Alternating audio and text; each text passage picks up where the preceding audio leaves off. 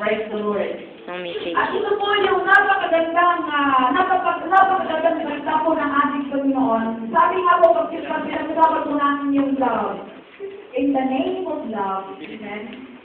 Sinabi po natin love, ito po ay, sabi nga po, we will do anything, whatever it costs. Pag sinabi mo pag-ibig, gawin mo ang lahat. Diba? Para lang,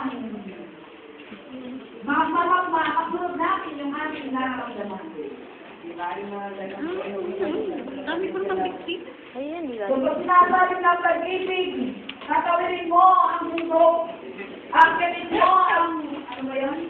Akitin mo ang buwan. Ay, tutugin mo yung buwan.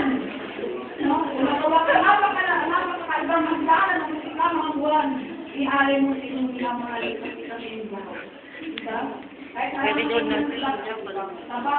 Hindi, yung ano. Aharami ko rin minsan sa bak. Kanan ko yun.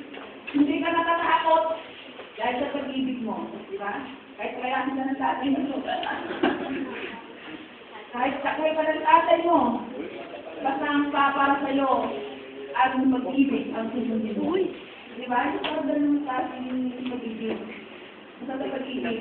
Pero alam niyo po, sabi nga po dito, in our life, we are also desire that our love for our family.